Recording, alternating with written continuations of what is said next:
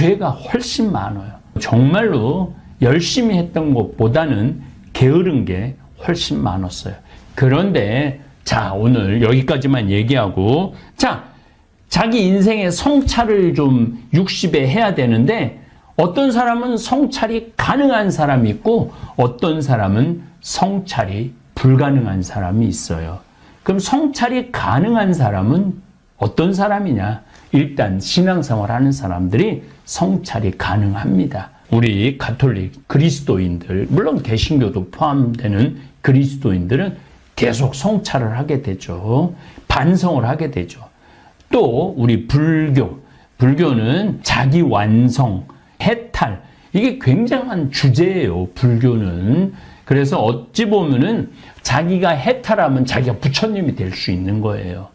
그래서 어떤 자기 수련이 어찌 보면은 우리 그리스도인들보다도 훨씬 더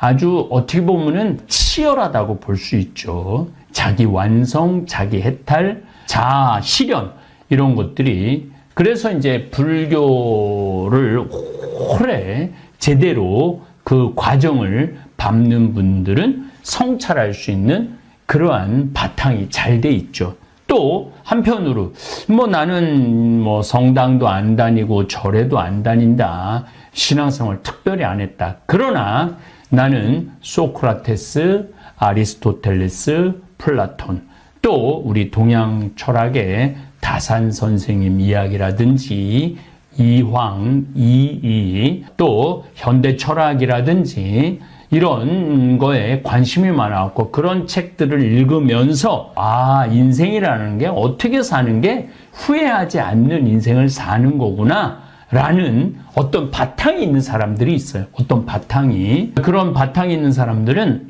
60에 자기 인생을 성찰하는 데 있어서 스펙트럼이라고 그러죠. 이렇게 볼 수 있는 각도가, 시야가 많이 넓죠.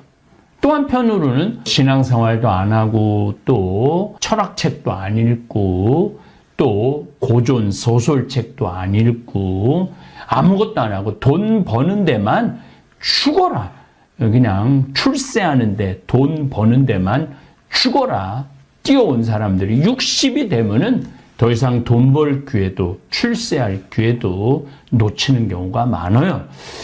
이제 조금 있으면은 국회의원 선거가 있는데, 저는 그 국회의원 선거할 때 유세하는 분들, 또 국회의원 선거 주위에 있는 수많은 똑똑한, 나름대로 성공한 사람들을 보면은 짠한 마음이 많이 들어요.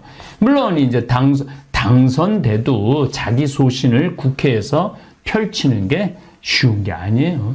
또 떨어지는 사람은 떨어져서 괴롭고, 사업을 하다가 사업을 이제 접을 나이가 됐을 때 좌절감, 상실감도 있고, 이런 것들이 다 어우러졌을 때 배신도 당하고, 실패도 경험하고, 부도도 맛보고, 이런 것들이 어우러져 갖고 인생을 한 번쯤 돌아보는 나이가 이제 60이 아닌가, 그런 생각을 합니다. 이 강의를 듣는 분들 중에 나는 신앙생활도 안 한다, 성서도 안 읽는다, 불경도 안 읽는다, 절에도 안 간다, 그리고 물론 그 외에도 참선을 하거나 난 아무것도 안 하고 돈만 이제까지 벌어왔다, 자식 키우는 데만 일생을 바쳤다, 나라는 인간에 대한 자아실현이라고 그러죠. 나는 도대체 누구고, 나는 어떻게 살아왔고, 앞으로 남은 40년, 이제 60 되신 분들은 40년을 더 살아야 돼. 40년이 결코 짧은 인생이 아니에요. 어떻게 보면 인생의 가장 긴 시간이죠. 1살에서부터 초등학교 6학년 때까지 12살. 중학교 1학년부터 대학교 졸업할 때까지 어떻게 보면 이 17년, 그 제2의 인생. 30살에서부터 60살까지 제3의 인생. 60살에서부터 100살까지 제4의 인생이에요. 그런데 이 40년이라는 어마어마한 시간이 남아있을 때 여러분들은 과연 나는 나머지 40년을 어떻게 살아갈 것이냐, 이 나머지 40년을 잘 살기 위해서는 지나온 60년을 성찰할 필요가 있어요. 정말로 성찰할 필요가 있어요. 그리고 나의 인격은 어느 정도인가? 나는 이제까지 뭘 하고 살아왔는가? 무엇을 위해서 살아왔는가? 내가 이제까지 해온 게 뭔가? 이런 것들을 정말로 성찰할 필요가 있어요. 그리고 가장 중요한 성찰은 뭐냐면은 내가 이웃한테 잘못한 거, 죄를 저지른 거, 부모한테 죄 저지른 거, 아내한테 죄 저지른 거, 남편한테 죄 저지른 거, 자식한테 죄 저지른 거, 또 사회생활을 하면서 도덕적으로 어긋난 죄 저지른 게 많죠. 게으른 죄, 사기, 도둑, 이기적인 거 너무너무 많죠. 그런 것들을 한 번쯤 성찰하고 점검할 필요가 있습니다. 그래서 제가 요즘 토요 특강으로 반성, 용서, 조두순을 과연 용서할 수 있을까가 첫 강이에요. 그 사람은 반성하지 않으니까. 그 다음에 용서, 밀양이 전도연 주연의 밀양이라는 주제를 가지고 용서에 대한 이야기를 했습니다. 이제 미션이라는 영화를 가지고 보석이라는 주제를 가지고 강의를 할 때, 그럼 뭐하러 지금 60에 돼갖고 반성하고 용서하고 이해하고 화해하고 그래야 되느냐? 이게 한 번쯤 여러분 인생에 정리가 돼야 돼요. 한 번쯤 고뇌해야 돼요. 3개월이든 6개월이든 1년이든 아니면은 자서전을 써보든지 자서전까진 자신 없어도 난 정말 이제까지 잘 살아왔는가, 후회 없는 삶을 살아왔는가 이런 생각을 하실 필요가 있어요. 그리고 그게 어느 정도 되면은 만족도 있지만 반성해야 되는 부분도 있어요. 저 자신도 참 반성할 게 많은 인간이에요. 반성할 게 너무너무 많은 인간이고 용서를 구할 때가 너무너무 많아요. 하느님한테도 용서를 구해야 되고 부모님한테도 용서를 구해야 되고 또 내가 이제까지 살아오면서 만난 많은 사람들한테 용서 구하고 싶어요. 정말 용서 구하고 싶어요. 너무너무 나약한 인간이었기 때문에.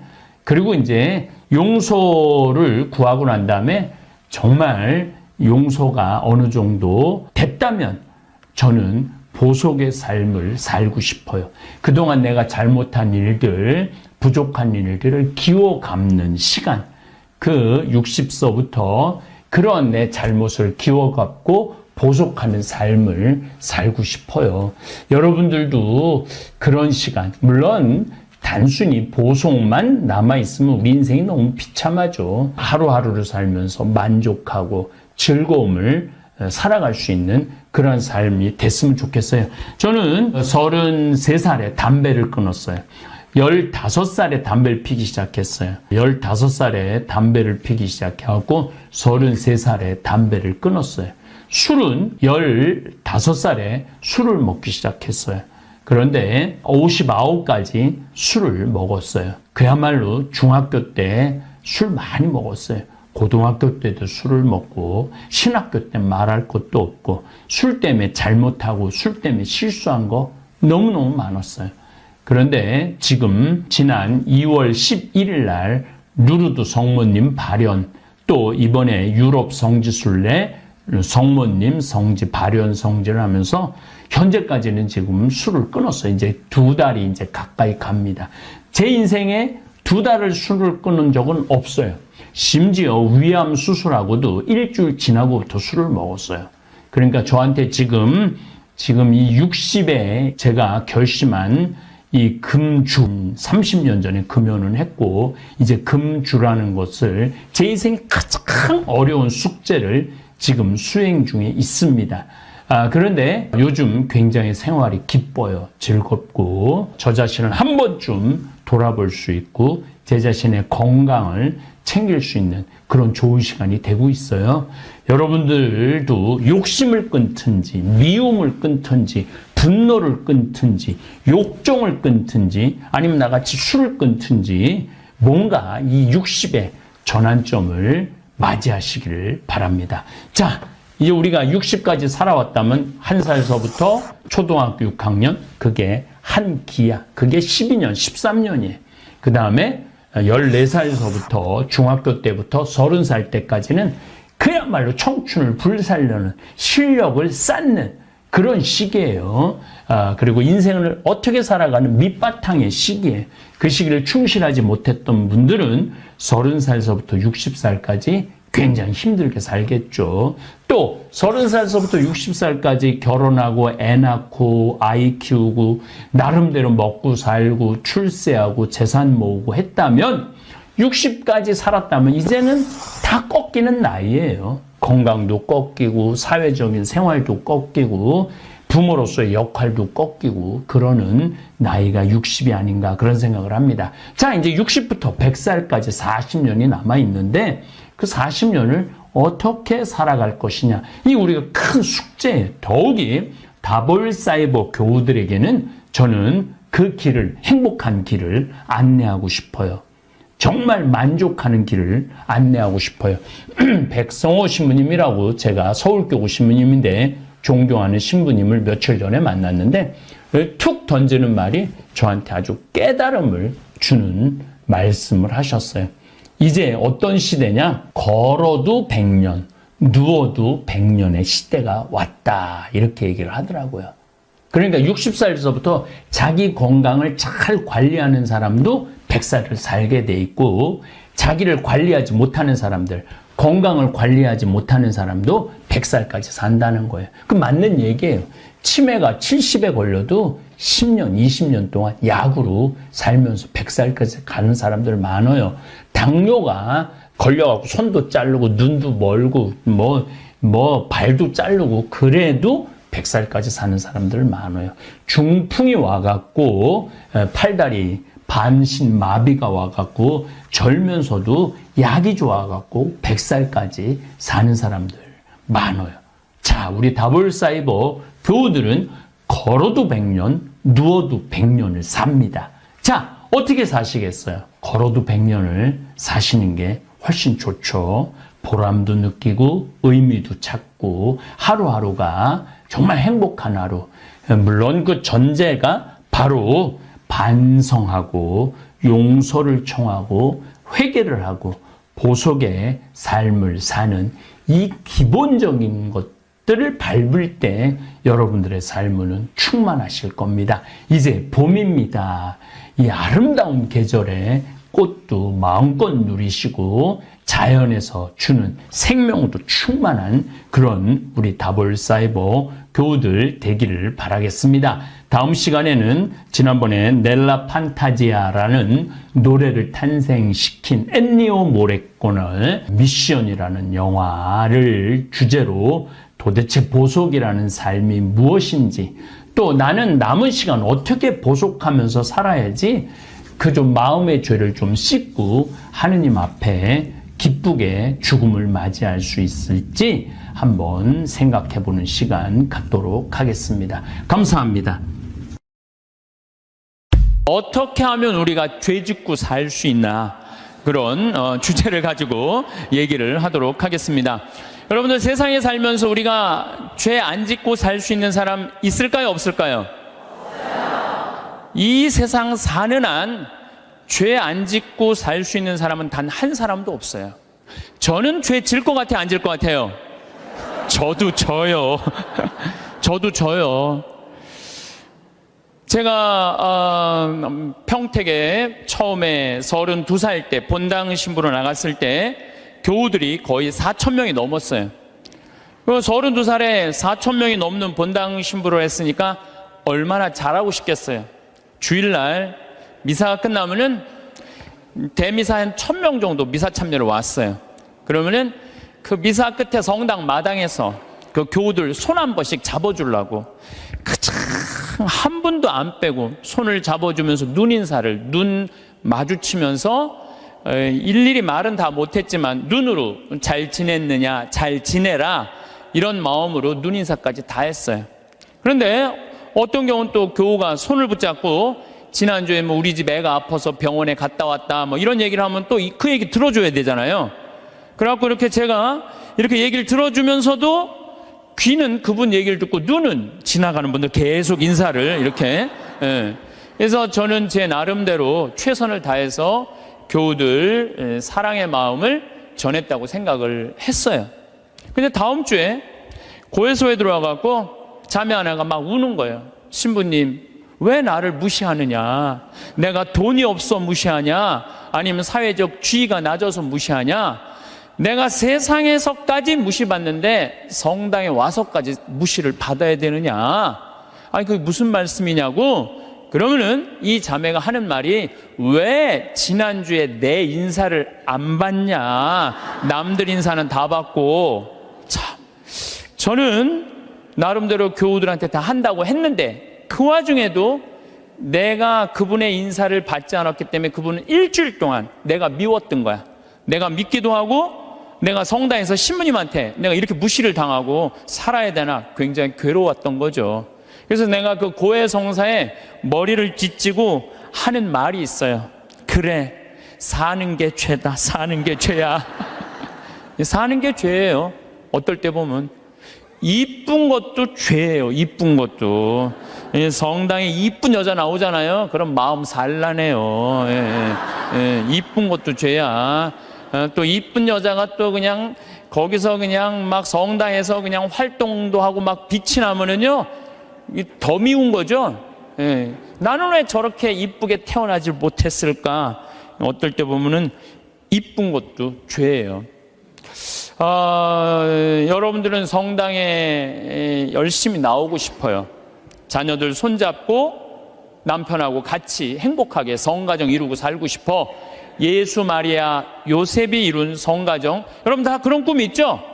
정말로 다 같이 미사 참례 손잡고 하고 싶은 꿈이 있는데, 자식은 성당 가자 그러면은 마치 성당 가는 건 구닥다리나 하는 것처럼 엄마나 가라 그러고 성당 가는 거 무시할 때, 내가 무시당하는 게 아니라 예수님까지 무시당하는 기분 들 때 우리가 너무너무 슬퍼요.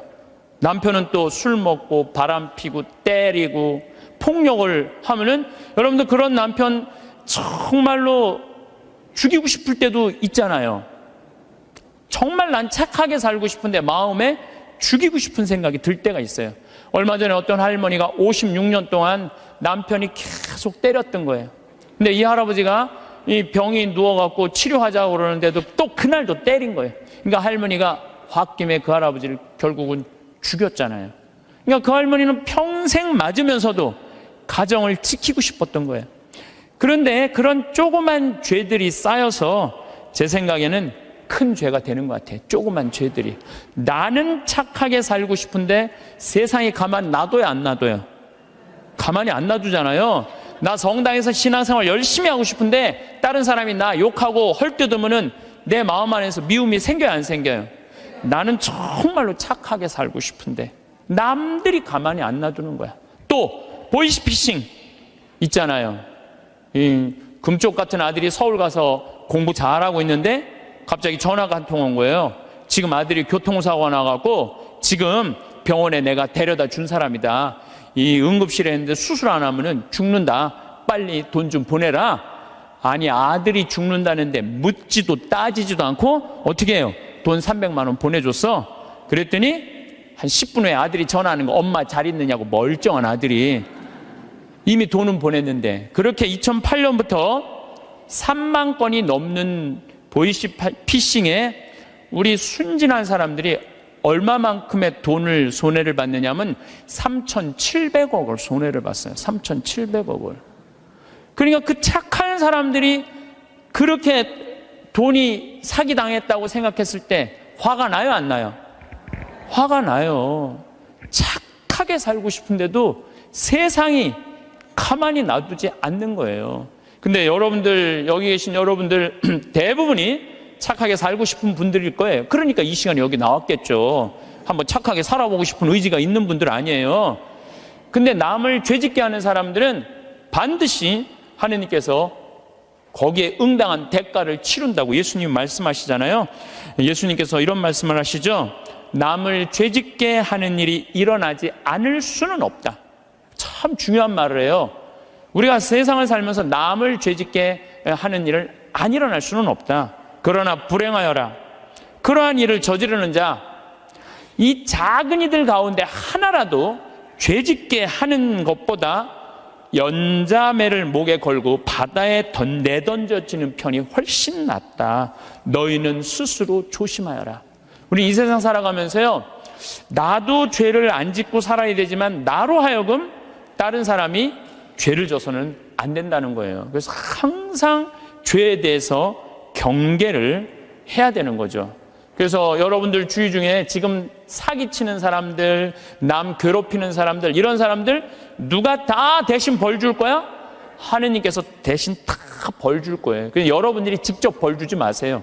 누구한테 미뤄? 하느님한테 미뤄. 하느님이 좀 알아서 좀 해달라고.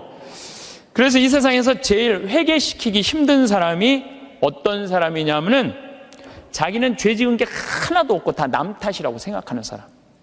마누라 실컷 두들겨 패고 난 다음에 당신 마누라 때리면 안 된다고 그럴 때 나는 잘못한 거 하나도 없다. 저 마누라가 잘못해서 내가 두들겨 팬 거다. 이런 사람은 회개시킬 수가 없어요. 그러니까 여기 계신 분들 중에 나는 지금 잘하고 있는데 남들이 잘못돼 갖고 내가 죄를 짓는 거다. 내가 때리거나 이러는 거다. 이거 큰 위험에 빠진 분들이에요. 옛날에 러시아에 신부님이 한 분 계셨어요. 이 신부님은 이렇게 시내 본당 신부님이었어요. 근데 이렇게 가정방문 아침에 나가고 병자성사를 나갈 때 보면 그 앞에 몸 파는 여자들이 그냥 성당 앞에 시내니까 쫙 있었어요. 그래갖고 밤새 막 옷 그런 거 그냥 빨아놓고 걸어놓으면은 신부님이 나가면서 회개하라고, 니네들 때문에 수많은 사람들이 죄 속에 빠지고 너희들도 죄의 굴레 속에서 산다고, 회개 안 하지면은 너희들은 지옥에 갈 것이라고. 신부님 나갈 때 또 들어올 때 또 그냥 밤에 그냥 여자들이 그냥 몸 판다고 쫙 이상하게 옷 입고 앉아 있으면은 그냥 신부님 눈꼴이 시잖아요. 그러니까 뭐라 그래? 회개하라고. 너희들 그렇게 죄 지면은 지옥에 갈 거라고. 그래서 신부님은 평생 그 여자들한테 회개하라고 얘기를 했어요. 그래도 이 여자는 먹고 살아야 되니까 그냥 신부님이 그럴 때마다 눈물을 흘리고 회개를 했어요. 그런데 신부님이 그렇게 열심히 하늘나라 선포하다가 돌아가셨어요. 돌아가셨는데 신부님이 돌아가신 날 그 성당 앞에서 맨날 몸 팔던 여자도 같이 죽은 거야. 똑같은 날. 그래갖고 이제 베드로 성인 앞에 가고 이제 천당, 지옥, 연악, 도정을 딱 받으려고 이렇게 줄 서서 있는데 신부님이 가만히 보니까 평생 몸 팔고 살던 여자가 앞에 딱 서 있는 거야. 이 여자가 내 앞에 있네? 그래갖고 이제 저 여자 평생 죄 짓고 산 여자니까 저 여자는 지옥에 갈 거야. 그리고 이렇게 있는데 베드로 성인이 그 여인을 보더니 안다는 듯이 싹 웃으면서 이 치부책을 대충 넘기는 거야. 대충 넘기더니 한다는 소리가 천당 도장을 딱 찍어주는 거야. 신부님이 뒤에서 기가 막히잖아요. 저 여자가 어떻게 산 거 알면은 천당이라는 도장을 찍어줄 리가 없는데 저런 여자가 천당이면은 나는 만당이겠다. 만당. 저런 여자가 천당이면 난 만당이겠다. 그래갖고 신부님 차례가 딱 됐는데 베드로 성인이 신부님을 딱 보더니 안 됐다는 듯이 이렇게 쳐다보더니 이 장부를 자세히 꼼꼼히 넘기는 거예요. 그러더니 베드로 성인이 신부님은 지옥이라고 지옥 도장을 딱 찍은 거예요. 신부님이 따졌죠. 지금 베드로 성인 제정신이냐고. 평생 몸 팔고 산 저 여자는 천당이고 하느님 나라 평생 선포하고 산 난 왜 지옥이냐고. 이유를 대라고. 그랬더니 또 신부님이 또 컴플레인을 하니까 이거 그냥 넘어갈 수가 없어서 그럼 내가 장부를 다시 한번 보겠다고. 그랬더니 그 여자 장부를 막 넘기더니 이 여자 천당 맞다고. 그리고 신부님 장부를 다시 보니까 신부님 지옥 맞다고. 이유가 뭐냐? 그랬더니 베드로 성인이 이런 말을 해요. 이사야전서 1장 18절에 이런 얘기가 있다. 신부님 아느냐? 주님께서 말씀하신다. 오너라. 오늘 10일을 가려보자. 너희의 죄가 진홍빛 같아도 눈같이 희어지고 다홍같이 붉어도 양털같이 되리라. 하느님께서는 아무리 죄를 많이 져도 하느님이 따지기 시작하면은 진홍같이 불러도 눈같이 희어질 거다. 다홍같이 붉어도 양털같이 희어진다. 그리고 내가 2000년 전에 내가 예수님한테 물어본 거 당신 기억 안 나느냐고. 베드로 성인이 이 루카복음 17장 4절에 주님, 제 형제가 죄를 지으면 몇 번 용서해 줘야 됩니까? 17장 4절에는 뭐라고 그러냐면 하루에 7번 잘못해갖고 7번 다 와서 용서해 달라고 그래도 용서해 줘라. 나는 그렇게 배웠다. 근데 신부님이 나갈 때마다 회개하라고 그럴 때 그 여자는 눈물을 흘리고 회개했다. 그럴 때마다 나는 2000년 전에 예수님이 세워놓은 원칙에 따라서 다 용서해줬다. 그래서 이 여자는 평생 매일매일 용서를 빌어서 이제는 용서해줄 게 없다. 근데 신부님은 평생 살면서 남 회개해라, 그냥 지옥에 간다 말은 했는데 신부님은 한 번도 하늘에 대고 눈물을 흘리면서 용서 청한 적이 없다. 근데 신부님이 평생 살면서 죄 한 번도 안 졌냐? 봐라, 이거 평생 쌓인 장부 한번 쫙 해고 신부님이 그걸 보고 아무 말도 안 하고 스스로 지옥으로 걸어 들어갔다는 이야기가 있어요.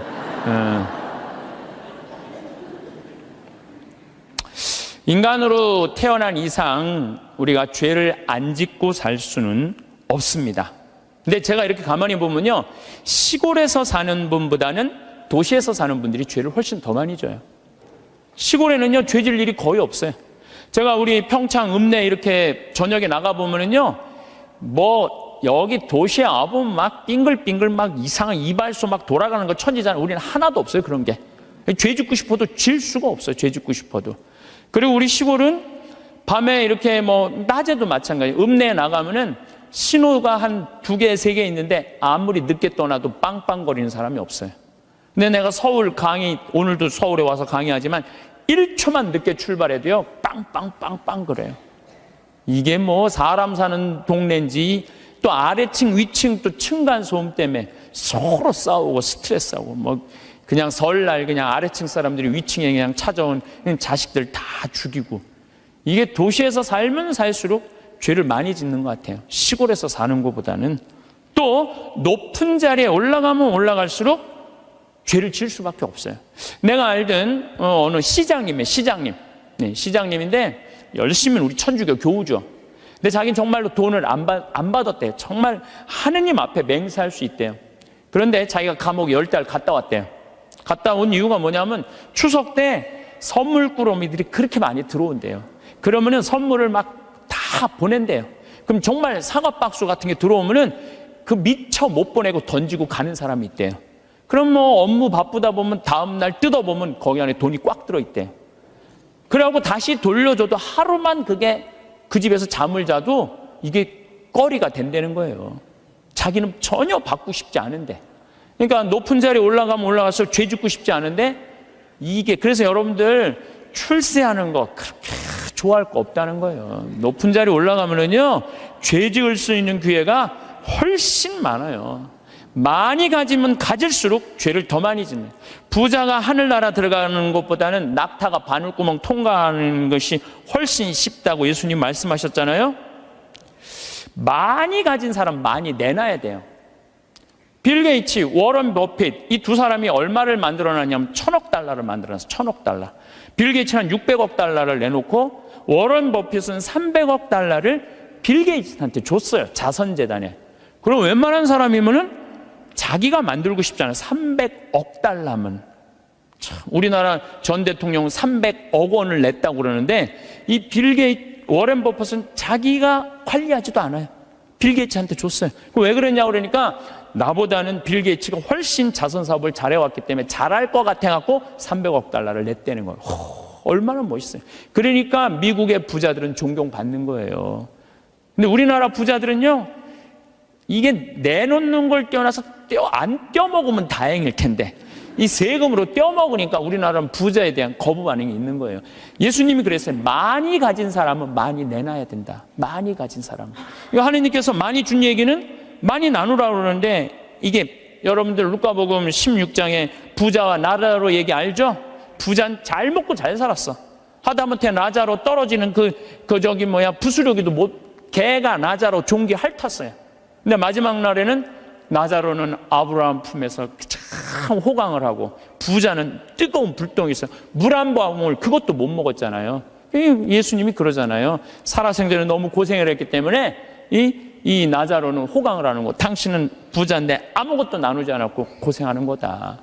그러니까 우리가 돈이 많고 출세하면 할수록 뭐에 가까우냐면 죄에 가까운 거예요. 그만큼 뭐가 많아? 책임이 많기 때문에. 책임이 없는 게 속편한 게 있어. 예수님은 이방인, 죄인들, 창녀들이 먼저 천국 간다는 말이 저는 요즘 조금 이해가 돼요. 버림받고 가난하고 빼곡고 힘없는 사람 천당 갈 확률이 많아요. 근데 여기가 지금 수서성당이란 말이에요. 우리나라에서 제일 잘 사는 동네란 말이야. 약간 위험하지 않을까. 그러니까 여러분들은 어떻게 해야 돼? 더 많이 내놔야죠. 요즘 저는 중국을 이렇게 보면요, 걱정돼요. 여러 가지로 걱정돼요. 5살짜리 아이 막 눈알 빼고 막, 그렇죠? 50살짜리 얼마 전에도 할아버지도 눈알을 막 빼가고, 참, 이 살아있는 사람들 눈알을 빼가요. 또 애들 1살, 2살짜리 유괴해다가 팔아먹는, 이게 수두룩하다는 거예요. 그거 팔아먹는 사람이 300명이 넘는다는 거예요. 그거 얼마 전에 잡았잖아요. 그러니까 중국이요, 저는 하느님을 믿지 않아서 반성을 하지 않는 나라예요. 쉽게 말하면 회개하지 않는 나라예요.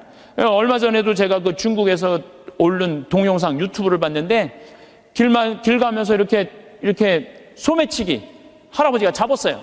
그랬더니 잡았다고 그 할아버지를 길에서 때리는데 한 명도 모르는 척하는 거예요. 한 명도 말리는 사람이 없는 거예요. 이 막대기로 때리는데도. 중국 사람들은 남 일을 관여하지 않는데요. 관여했다가는 더 큰 화를 입어서. 양심이 완전히 없는 거죠. 돈만 벌으면 뭐예요? 요즘 중국이 돈 잘 버는데 이게 회개하지 않으면은, 회개하지 않는 나라 또 있잖아요. 일본도 똑같은 나라예요. 제가 보기에는. 예. 그래서 우리가 정말로 회개를 하고 살아야 된다.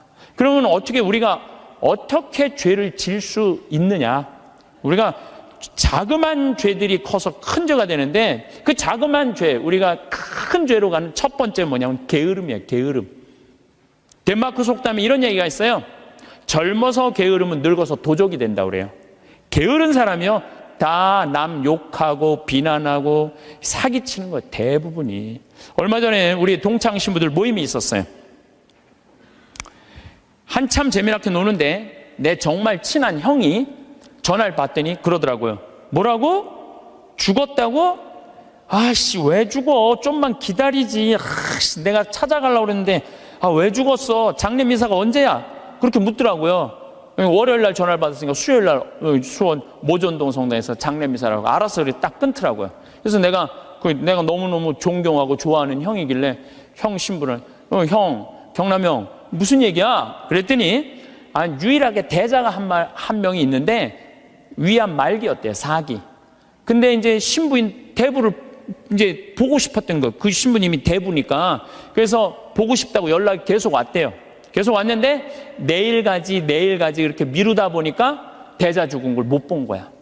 그러니까 그냥 내일로 미루다가 그 소중한 대자 죽는 걸 못 본 거예요. 그게 전화를 끊더라고요. 그래서 내가 그 형한테 그래서 형, 영국의 조지 버나드 쇼라는 사람이 있어. 들어봤지? 조지 버나드 쇼. 그랬더니 들어봤대. 그 사람이 극작가야. 근데 그 사람이 1950년에 죽었는데 그 사람이 몇 살에 죽었냐면 94살에 죽었어. 94살에 죽었는데 94살에 죽으면서도 자기 묘비명에 뭐라고 써놨느냐면은 우물쭈물하다 내 이럴 줄 알았다. 이렇게 써놓고 죽었어. 94살에 죽으면서도 우물쭈물하다 내 이럴 줄 알았다. 이러고 죽었어. 무슨 얘기냐면 우리가 내일 하지 하다가요 소중한 일을 못하는 경우가 많아요. 이 게으른 사람들이요 내일 할게 그러다가요 아무 일도 못하고 죽는 경우가 많아요. 어떤 게으른 처녀가 있었어요. 이 처녀는 아무것도 하기 싫은 거야. 머리도 안 감고 세수도 안 하고 이빨도 안 닦고 그냥 감기를 그냥 코에다 맨날 달고 사는 거예요. 밥도 자기 손으로 안 해먹고 자도 그냥 이불 속에 들어갔다가 그대로 터널 만들어 놓고 그대로 나오는 그런 여자예요. 근데 나머지는 아무것도 내 손으로 안 하는데 꼭 하나 자기가 해야 되는 일이 있어요. 똥은 자기가 싸야 돼요. 똥은 자기가 싸야 돼요. 똥은. 그 똥도 그냥 며칠 그냥 미루다가 그냥 도저히 배가 아파갖고 어쩔 수 없을 때 이제 옛날에 그냥 그 화장실 뒷간에 이제 똥누로 가는 거죠. 똥을 이렇게 앉아서 팔짱을 이제 다리 사이에 끼고 이렇게 보는데 사는 게 너무너무 괴로운 거, 귀찮고 사는 게 힘들어 귀찮고 죽겠다. 근데 감기가 걸리니까 또 힘을 주려니까 콧물이 쭈르륵 나와갖고 발판에 딱 단 거예요. 발판에 딱 닿는데 웬만한 여자 같으면 손을 꺼내갖고 이걸 훔칠 텐데 여기 무릎 이거 쪼그린 데서 팔 빼는 게 귀찮은 거야. 이렇게 쳐다보고 있는데 구데기가 한 마리 지나가다가 웬 흰 기둥이 있단 말이야. 이게 뭔가 하고 구데기가 타고 올라오기 시작했어요. 막 타고 올라오는 거야. 막 타고 올라오는데 이 구데기까지 날 귀찮게 하네. 그리고 막 코끝에 보일랑 말랑 할 때까지 온 거야. 이제 코끝에까지 막 와갖고 귀찮아 죽겠네. 이제 손을 빼갖고 내가 훔쳐야 되겠다. 그런데 갑자기 바깥에서 노크 소리가 땅땅 들린 거예요. 그랬더니 이 여자 너무 깜짝 놀라고 어떻게 했냐면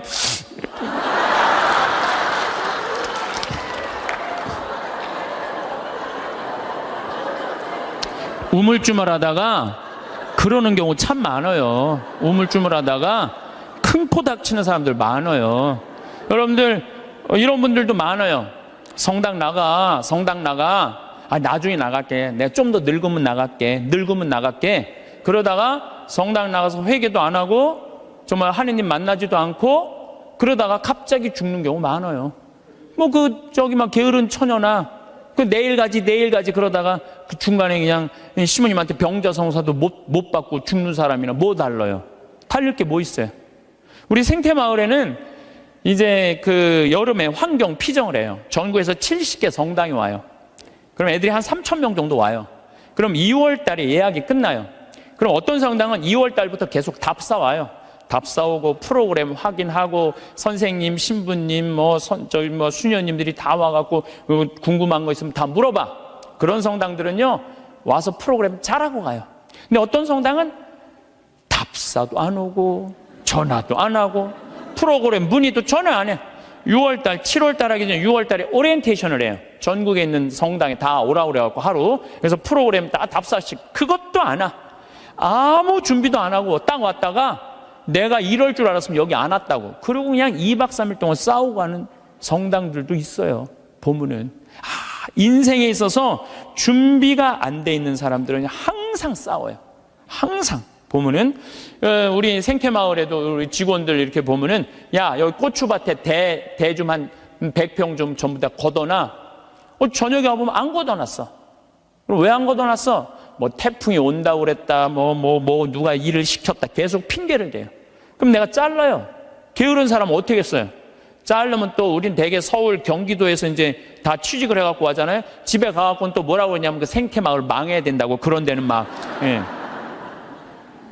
꼭 게으른 사람들이 남 핑계를 많이 대요. 마태복음 24장 45절에 보면 충실한 종과 불충실한 종 얘기가 나와요.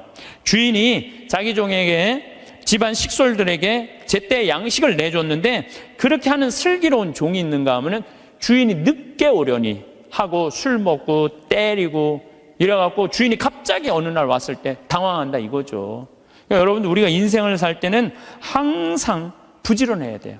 그러니까 여러분들 앞으로 5년 후에 내가 뭘 할 거다, 10년 후에 뭘 할 거다, 20년 후에 뭘 할 거다, 30년 후에 뭘 할 거다, 이거 계획 서 있어야 돼, 안 서 있어야 돼요? 서 있어야 돼요. 그런데 그냥 아무 계획 없는 분들, 여기 지금 50에 은퇴해갖고 나는 아무 계획이 없다. 그러면은 50에 은퇴하면은 죽어요, 안 죽어요? 그 죽으면 너도 편안하고 나도 편안하고 대한민국 다 편안한데 안 죽어요. 50이 넘어서 100살까지 안 죽는 거. 50년 동안 아무 계획이 없는 사람들은 게으르게 살 수밖에 없어요. 여러분들 우리나라가 지금 100살 이상이 몇 명이냐면 13,400명이에요. 100살 이상이. 근데 더 놀라운 건 뭔지 아세요? 3년 전에 내가 100살 이상 넘은 사람들 조사를 했을 때 몇 명이냐면 2,400명이었어요. 2,400명. 3년 사이에 10,000명이 늘은 거. 10,000명이. 안 죽고 10,000명이 그대로 3년 사이에 10,000명이 늘은 거예요. 지금 90살에서부터 100살까지는 몇 명이냐면 13만 4천 명이에요. 13만 4천 명.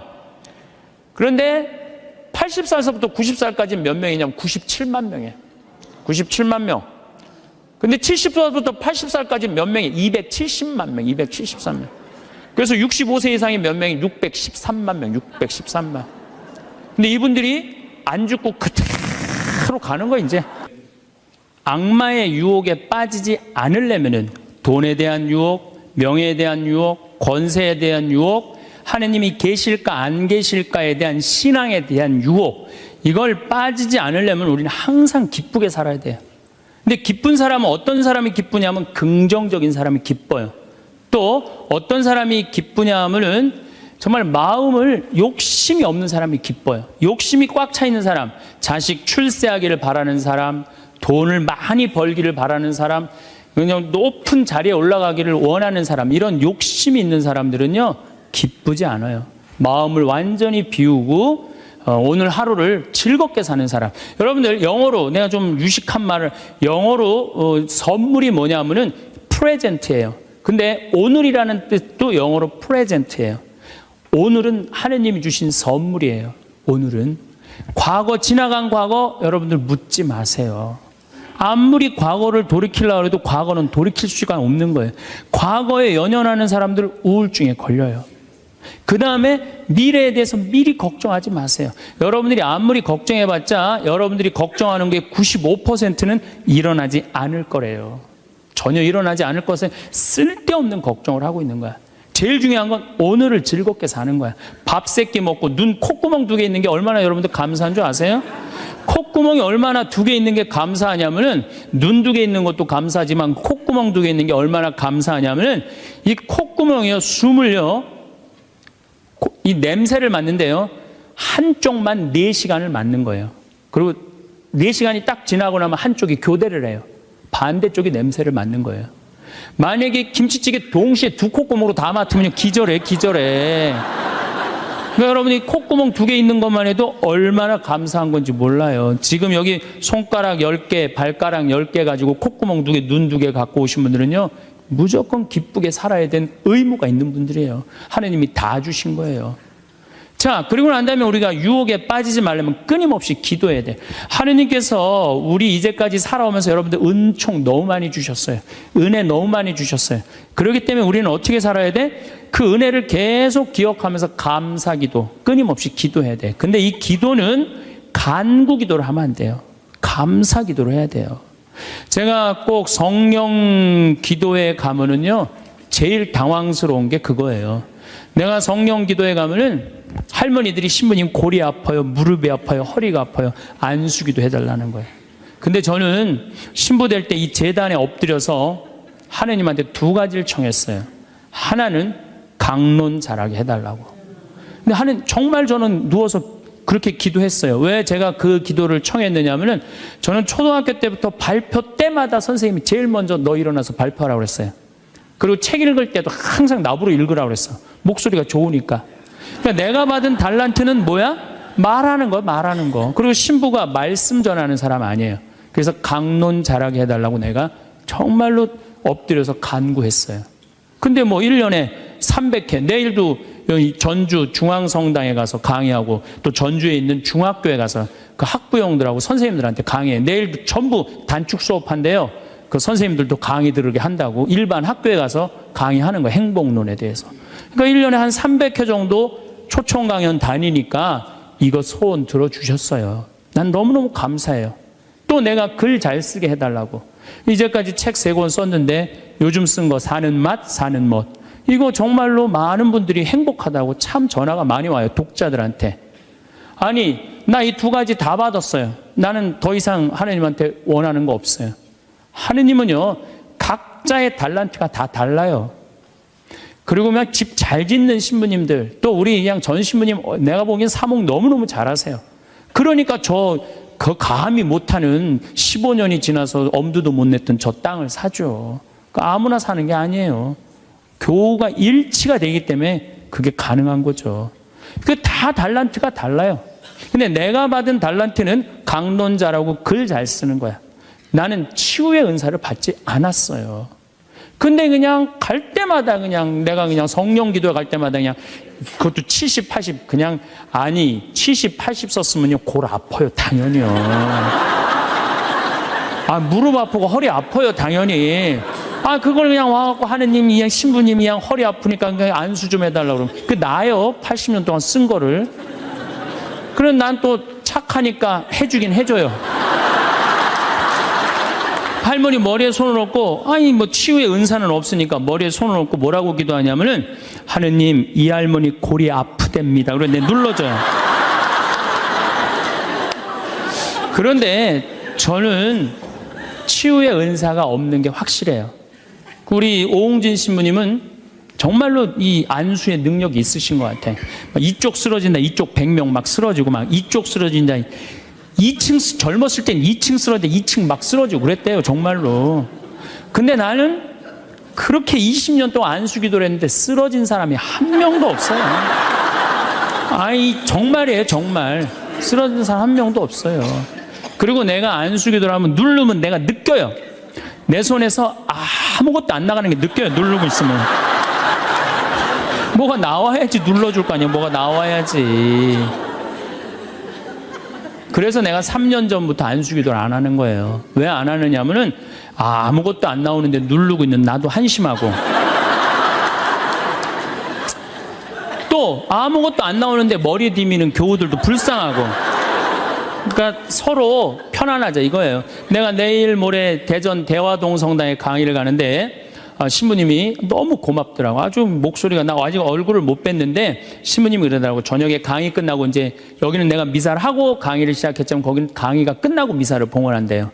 그리고 안수기도가 있대요. 근데 신부님이 너무 고맙게 날 아시는 것 같아. 안수는 당신이 하겠다고. 고맙다고 그랬어요. 어쨌든 하여튼 제가 재작년에 2009년에 미국 북동부 성령 대회가 있어요. 근데 여러분들 참 미국 교우들이 참 열심히 해요. 특히 성령대회는요, 한국의 성령대회하고 분위기가 틀려요. 정말로 열심히 해요. 갔는데 첫날 800명이 왔는데 교우들이 그냥 내 강의고 화가 나십니까? 라는 주제로 강의를 했는데 너무 재밌게 들었어요. 그날따라 강의가 잘 되더라고요. 그랬더니 둘째 날에는 막 사람들이 전화를 막 한 거야. 야, 한국에서 조그만 신부가 왔는데 너무 재밌다. 그래갖고 둘째 날은 1200명이 늘은 거예요. 그런데 성령대 19년 활동한 늘어난 적이 처음이라는 거예요. 그런데 점점 나는 불안한 거예요. 점점 성령대 하이라이트를 향해서 가는 거야. 성령대 하이라이트는 뭐냐면 치유의 안수의 절이야. 점점 불안한 거예요, 이거. 아니, 내 손에서는 아무것도 안 나오는데 이제 아무 능력 없는 거 탈로가 나게 생긴 거야. 그런데 그때 같이 갔던 신부님이 청주교구 박효철 베네딕토 신부님이라고 있으세요. 전국 성령 주치도 신부님이세요. 근데 그분은 내가 뵈니까 치유 은사가 있어요. 그러니까 나는 말씀의 은사가 있지만 그분은 치유 은사가 분명히 있는 분이야. 그래서 나한테 오지 말고 박신부님한테 가라. 그것도 나하고 본명도 같아. 베네딕토. 박신부님한테 가라. 그리고 난 도망갔어요, 사실은. 그런데 그 예절을 저 강당 뒤에서 보는데요, 정말 은혜롭더라고요. 나는 죽었다 깨어나도 그렇게 못해요. 근데 그때 200명이 났어요. 정말로 내가 다음에 갔는데도 그때 치유됐다는 사람 너무 많이 만났어요. 그건 하느님의 성령 특별한 은혜가 있었던 거지. 그래갖고 이제 박신부님 덕분에 내가 잘 마치고 이제 한국에 이제 돌아왔어요. 2010년이 됐는데 미국 북동부 성령대에서 또 전화가 왔어요. 올해 또 와달라는 거예요. 내가 화를 냈어요. 왜 자꾸 날 부르느냐. 그거 부담스럽거든요. 굉장히 큰 대회니까. 아니, 내 손에서 아무것도 안 나온다는데 왜 자꾸 부르느냐. 좀 이 손에서 능력 나오는 신부님들 불러라. 그랬더니 그 교우들이 위원들이 하는 말이, 신부님 걱정하지 말라고. 신부님은 손에서 안 나오는 대신 입에서 나오니까 걱정하지 말라고.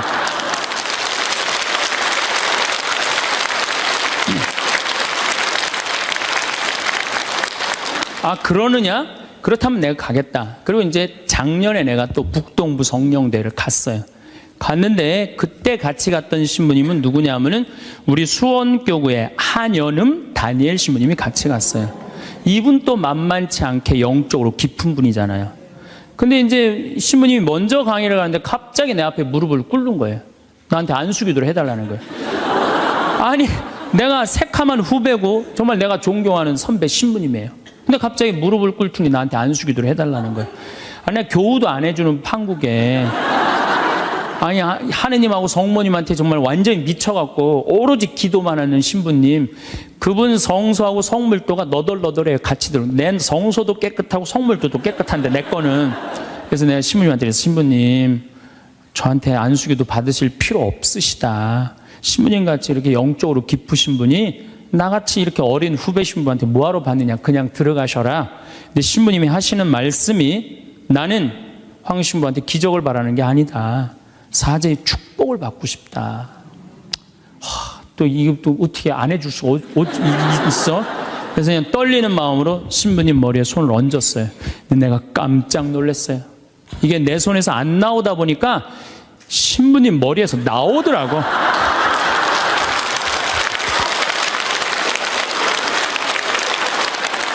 아니, 정말로 성령의 기운이 느껴지는 거예요. 정말로.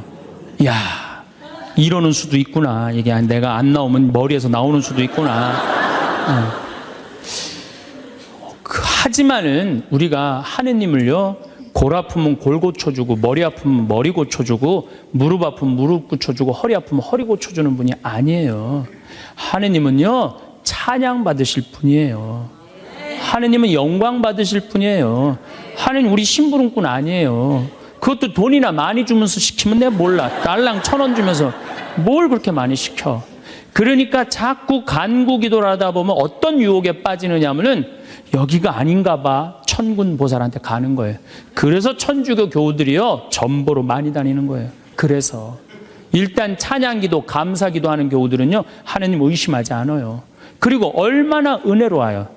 여러분들 이 공기 공짜로 마시고, 태양 공짜로 햇빛 쬐고, 이 땅 공짜로 밟고 다니고, 얼마나 감사해. 눈 2개, 콧구멍 2개, 손가락 10개, 발가락 10개 있으면 됐지. 주님께서 여러분과 함께 마음을 드높이 우리 주 하느님께 감사합시다. 말로는 맨날 마땅하고 옳은 일이래. 말로는 감사 기도를 해야 된다는 거예요. 미사 내용 전체가 뭐냐면 감사 기도예요. 감사 기도. 그래서 여러분들 오늘 이후부터는 끊임없이 기도해야 되는데 어떤 기도를 해? 감사 기도를 해라는 감사 기도. 그리고 진정한 기도는요, 진정한 기도는 어떤 게 진정한 기도냐면은, 저도 그런 기도를 많이 드려요. 하느님, 내가 당신의 나라를 위해서, 당신의 하늘나라를 위해서, 당신의 정의를 위해서 내가 무슨 일을 했으면 좋겠습니까? 나를 어떻게 당신이 쓰실 생각을 갖고 있습니까? 이렇게 물어볼 때 하느님의 뜻을 헤아릴 수가 있는 거예요.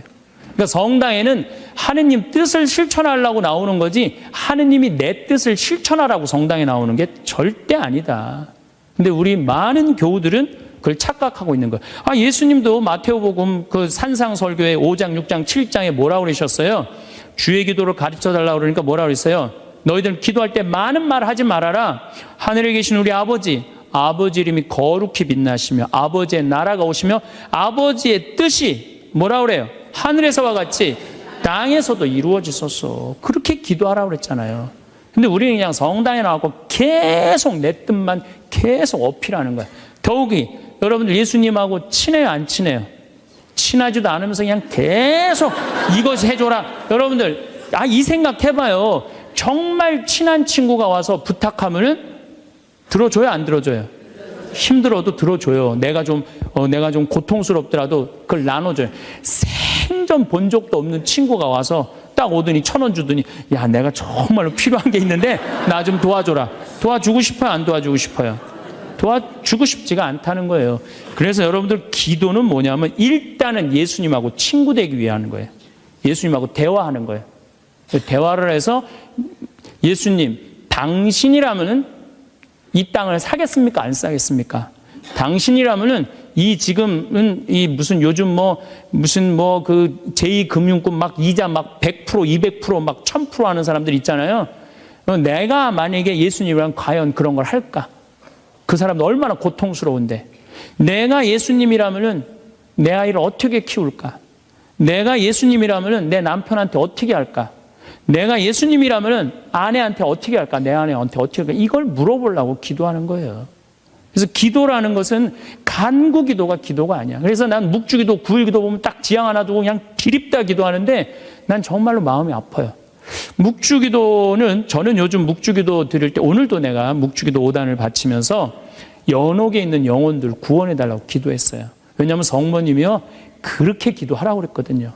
우리 그냥 계속 연옥을 위한 기도, 그 다음에 뭐 터키에서 지금 고통받는 사람들, 뭐 이런 정말 죄인들, 이런 사람들은 생전 기도하지 않고 그냥 대학 입시, 그냥 뭐 수능 잘 보게 해주고, 그냥 당 팔리게 해주고, 애 생기고 해주고, 이런 기도는 자꾸 하느님하고 멀어질 수도 있다는 얘기예요. 그걸 다 들어주지 않으세요, 하느님이. 어떻게 다 들어줘요?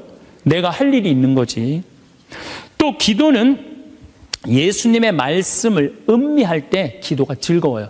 예수님 묵상할 게 너무 많지 않아요? 예수님에 대해서 나는 예수님 말씀 중에 내 눈 속에 있는 들보는 보지 못하면서 남의 눈에 있는 티끌을 빼주려고 그러느냐. 자기 눈에는 들보는 못 보고 남의 눈에 티끌. 이거 내가 살아오면서 나도 그렇겠지만은 정말로 많이 봐요, 우리가. 그래서 나의 잘못, 나의 험, 나의 약점, 이거를 항상 볼 수 있도록 노력해야 되는데 우린 그런 걸 안 해요. 예수님 말씀 틀린 말 하나도 없어요. 사람이 안식을 위해서 있는 것이 아니라 안식일이 사람을 위해서 있는 것이다. 이것도 얼마나 멋있어요. 저는 요즘 오늘 뭐 국회 통과했다고 그러더라고요. FTA. 근데 난 판단이 안 서요. 왜냐하면 이거 FTA 누가 시작했냐면 노무현 대통령이 시작했어요. 그때는 한나라당이 쌍수를 들고 반대했어요. 그때는 이번에는 이명박 대통령 FTA 하니까 이번엔 민주당이 쌍수를 들고 반대했어. 나는 누가 옳은지 구분이 안 돼. 그러니까 믿음이 안 가는 거예요. 믿음이 안 가는 거예요. 나는 정말로 사람을 위한 일이 뭔가, 예수님이 과연 어떤 의미에서 이런 말씀을 했는가, 참 묵상할 거리가 너무 많죠. 또 너희들 무엇을 먹을까, 무엇을 입을까, 무엇을 마실까 걱정하지 말아라. 하늘에 나는 새도 다 먹여줄 거다. 그리고 내일을 걱정하지 마라. 내일 걱정은 내일이 할 것이다. 그날 고생은 그날로 충분하다. 여러분들 오늘 하루 종일 일하고 여기 오신 분들 많으시죠? 얼마나 피곤해. 가서 씻고 누워서 그냥 쉬고 싶은데 여기까지 온 분, 예수님, 내가 지금 예수님 이 자리에 있으면은 이 말 하고도 남았을 것 같아. 너희도 오늘 고생으로 충분한데 내일 걱정하지 말아라. 내가 다 알아서 해줄게. 예수님 분명히 그랬을 거예요.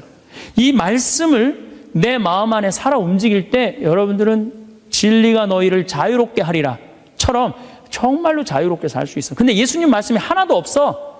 그냥 성서 하나 붙잡고 하루 종일 묵상해 본 적도 없고 일주일 내내 묵상해 본 적도 없어. 그냥 성서를 읽은 적도 없어. 그러면은 여러분들은 기도가 어려운 거예요.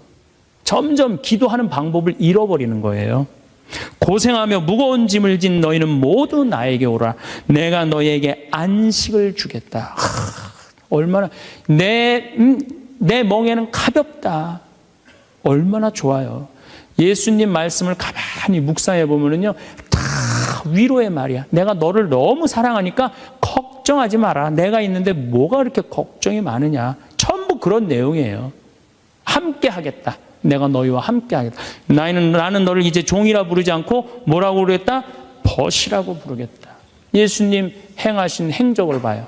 가난한 사람, 팔 하나 없는 사람, 눈 먼 사람, 귀 먼 사람, 나병으로 고생하는 사람, 또 죄 속에 있는 죄녀, 창녀, 가늠한 여인, 이 세상에 오셔서 그런 버림받고 고통받는 이들 속에서 사시다 가셨잖아요. 그분 삶을 가만히 이렇게 드라마를 보듯이 쫙 보면은 이거 끊임없이 기도할 수 있어요. 해도 끝이 없어. 예수님의 삶을 묵상한다는 게. 그러면은 그 안에서 예수님과 하나 되면은요, 그 다음 단계, 더 높은 단계 기도를 할 수 있어요. 근데 맨날 이거 달라, 저거 달라, 요거 해달라, 저거 해달라 그러면요, 그 사람은 깊이 신앙생활을 할 수가 없어요. 그럴 것 같아요? 안 그럴 것 같아요? 그렇죠? 그러니까 오늘 이후부터는 간구기도 하지 마세요. 이미 너희들 필요한 거 하느님 아버지가 이미 알고 있다. 그러시지 않으셨어요? 예수님이 그러셨거든요. 예수님 말씀은 되씹으면 되씹을수록 깊은 맛이 나요. 그래서 기도라는 건 뭐냐면 영적인 하느님을 느끼는 거예요. 영적인 하느님을 느끼는 거. 자, 우리가 기도가 구송 기도가 있다고 그러죠? 그 다음에 무슨 기도가 있어? 묵상 기도가 있죠? 그 다음에 무슨 기도가 있냐면 관상 기도가 있어. 관상 기도. 그 다음에 이제 뭐 어려운 단계로 넘어가면 일치의 기도가 있어요. 그게 무슨 기도냐면은 성당에 앉아서 하느님을 느끼는 거예요. 온 우주에 시편 19편 그 말도 소리도 비록 이야기 없어도 온 세상으로 퍼져나간다는 하느님을 느끼는 거야. 그러면은 성당에 1시간 앉아 있어도 1분 지나가는 것처럼 후딱 지나가요. 어떨 때는 3시간도 후딱 지나가요. 하느님을 느끼는 거냐. 말씀이 이제 넘어서서는 온 우주에 꽉 차 있는 하느님을 느끼는, 살아있는 현존하시는 하느님을 느끼는 거야. 그런 하느님을 느끼다 보면은 이제 성인들이 이제 그 다음엔 어느 단계로 가요? 탈원 상태 가는 거. 온전히 하느님을 느끼는, 희열을 느끼는 거죠. 세상 아무것도 필요 없어. 돈도 명예도 권세도 아무것도 필요 없어. 내 하느님만 내 안에 살아있다면 모든 게 행복한 거야. 그래서 끊임없이 기도하면은 악마의 유혹에 넘어가지 않는다는 거예요. 그래서 여러분들은 이제 제가 제일 걱정인 게 50살 되신 분들 60년 남았어요. 아니 어제 발표 나왔잖아요. 2040년에 평균 연령이 몇 세라고? 90살이에요. 그럼 여러분들 지금 50살 되신 분들 2040년이면 몇 살이냐면은 80살이에요. 80살이면 그때 가면은 또 늘어날 것 같아요? 안 늘어날 것 같아요? 또 늘어나요. 그래서 110살이에요. 그러면은 남은 60년 동안 내가 영적인 인간으로 살 거냐, 육적인 인간으로 살 거냐, 늙어서 어떻게 할 거야? 힘도 없는데 기도라도 열심히 해야지. 그래서 제일 좋은 기도는 뭐냐면은 제가 여러분들한테 청하는 건 뭐냐면은 기도 공동체 단위라는 거예요. 제가 프랑스 떼제 공동체에 가서 일주일 동안 기도를 했는데요. 3,000명씩 와요. 일주일에. 월요일부터 주일날 전심 때까지 모여서 아침 기도, 낮 기도, 저녁 기도, 그 다음에 미사. 똑같아 일주일 내내. 그런데 성당에 다니든 안 다니든 3,000명. 많이 올 땐 여름엔 3만 명이 와요.